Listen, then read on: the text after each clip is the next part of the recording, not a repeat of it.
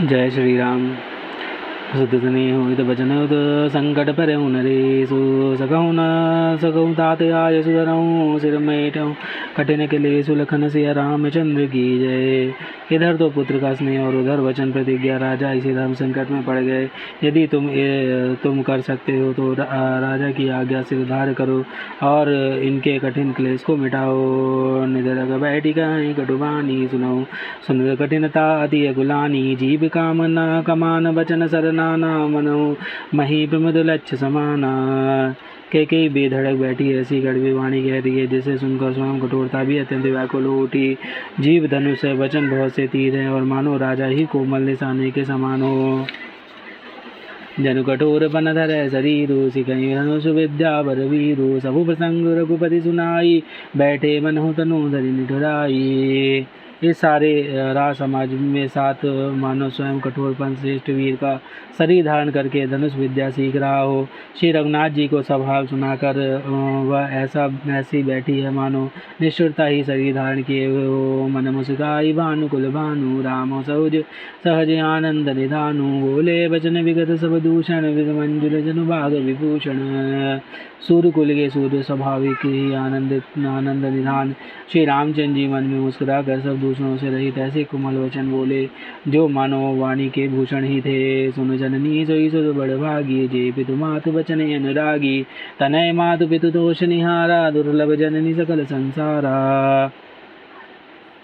हे माता सुनो, वही पुत्र बड़भागी है जो पिता माता के वचनों का अनुरागी पालन करने वाला है। आज्ञा पालन के द्वारा माता पिता को संतुष्ट करने वाला पुत्र हे जननी सारे संसार में दुर्लभ है। मुनिगण में मिलन विशेष बन सब ही भांति हित मोर तही महाविदु आयसु बहुरी सम्मत जननी तोर लखन सिया रामचंद्र की जय। वन में विशेष रूप से मुनियों का मिलाप होगा जिसमें मेरा सभी प्रकार से कल्याण है, उसमें भी फिर पिताजी की आज्ञा और हे जननी तुम्हारी सम्मति। भरत प्राण प्रिय पावई राजो विधि सब विधि मोह सनम कहीं आजो जो न जाओ बने सहु काजा प्रथम गनई मोहि मूढ़ समाजा। और प्राण प्रिय भरत राज्य पावेंगे। इन सब बातों को देखकर यह प्रतीत होता है कि आज विधाता सब प्रकार से मुझे सम्मुख है, मेरे अनुकूल है। यदि ऐसे काम के लिए भी मैं वन को ना जाऊं तो मूर्खों के समाज में सबसे पहले मेरी गिनती करनी चाहिए। से वही हरु कल्प तरु त्यागी परिहरु अमृत ले विषु मांगी तो उन भाई अस समय हो चुका ही देख विचारी मातु मन माही। जो कल्प वृक्ष को छोड़कर रेण की सेवा करते हैं और अमृत त्याग कर विष मांग लेते हैं, हे माता तुम मन में विचार कर देखो, वे महामूर्ख भी ऐसा मौका पाकर कभी नहीं चूकेंगे। अम्ब एक दुख मोहि विशेषी निबट विकल नरनायक देखी तो रही बात भी रही दुख भारी होई प्रतीत न मोहि मतारी। हे माता मुझे एक ही दुख है, विशेष रूप से है वह महाराज को अत्यंत व्याकुल देखकर इस थोड़ी सी बात के लिए पिताजी को इतना भारी दुख हो। हे माता मुझे इस बात पर विश्वास नहीं होता। राउ धरि गुने उधरि अगाधु बा मोहिते कछु बड़े अपराधु जाति मोहिना कह कछु राउ मोरी सबत तही कहूँ सति भाऊ। क्योंकि महाराज तो बड़े ही धीर और गुण के अथाह समुद्र हैं, अवश्य ही मुझसे कोई बड़ी भारी अपराध हुआ है जिसके कारण महाराज मुझसे कुछ नहीं कहते। तुम्हें मेरी सौगंध है माता, तुम सच सच कहो। सहज सकल रघुबर वचन कुमति कुटिल करि जान चले जोग जल वक्र गति जद बिसलिल सुमान लखन सिया रामचंद्र की जय। रघुकुल में से श्री रामचंद्र जी के स्वभाव से ही सीधे वचनों को दुर्बुद्धि कह के टेढ़ा ही करके जान रही है। जैसे यद्यपि जल समान होता है परंतु जोग उसे टेढ़ी चाल से ही चलता है। रहसी रानी राम ही रुक पाई बोली कपट सने जनाई शपथ तुम्हार भरत कह आना ही तुन दूसर मैं कछु जाना। रानी कह गई श्री रामचंद्र जी का रूप पाकर हर्षित हो गई और कपट को स्नेह दिखाकर बोली तुम्हारी शपथ और भरत की सौगंध मुझे राजा के दुख का दूसरा कारण विदित नहीं है। तुम्हें अपराध जोग नहीं दाता जननी जनक बंधु सुखदाता राम सत्य सब जो कछु कहूँ तुम पितु मातु वचन रत हूँ। हे तात तुम अपराध के योग नहीं हो, तुमसे माता पिता का अपराध बन पड़े यह संभव ही नहीं। तुम तो माता पिता और भाइयों को सुख देने वाले हो। हे राम तुम जो कुछ कह रहे हो सब सत्य है। तुम पिता माता के वचनों के पालन पे तत्पर हो।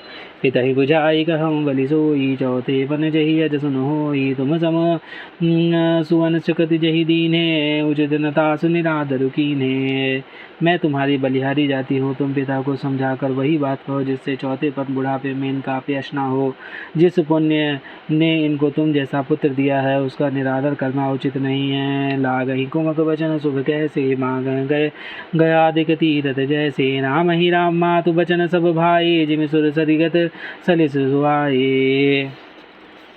कैकेयी के बुरे मुख में ये शुभ वचन कैसे लगते हैं, जैसे मगध देश में गया आदि तीर्थ। श्री रामचंद्र जी को माता कैकेयी के सब वचन ऐसे अच्छे लगते हैं जैसे गंगा जी में जाकर अच्छे बुरे सभी प्रकार के जल शुभ सुंदर हो जाते हैं। गई मृचा राम ही सुमरीन, विपति कर वटलीन। सजीव राम आगमन कहीं, विनय समय सम कीन। लगन सिया रामचंद्र की जय।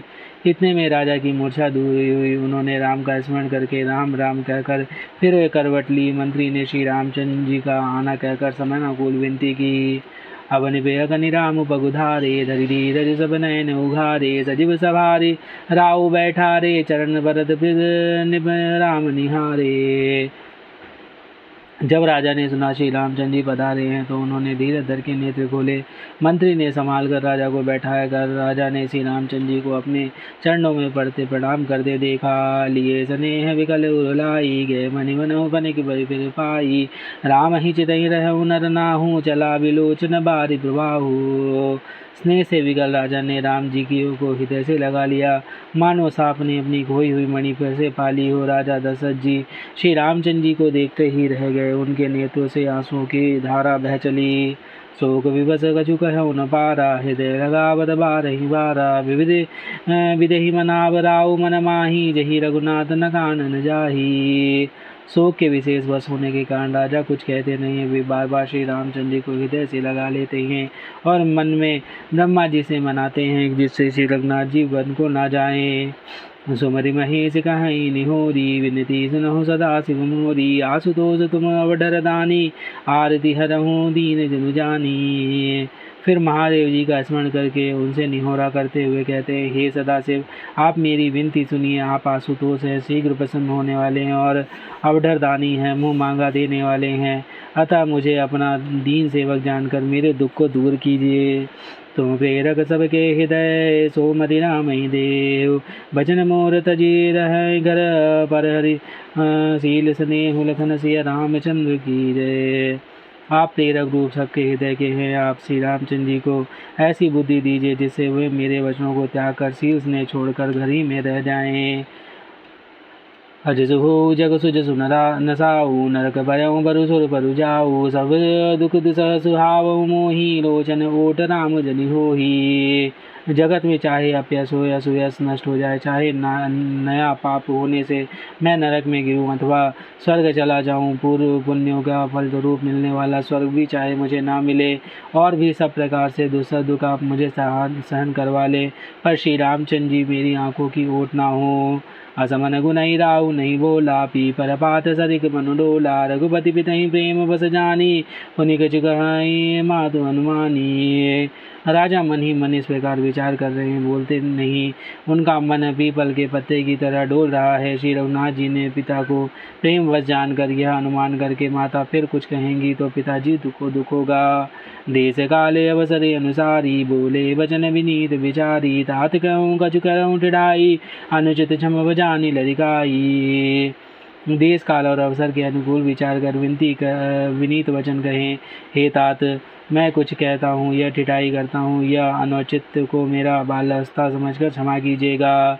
अति लघु बात लागी दुख पावा, काहू न मोहि कहीं प्रथम जनावा। देखी गोसाई पूछऊँ माता, सुनि प्रसंग भय शीतल गाता।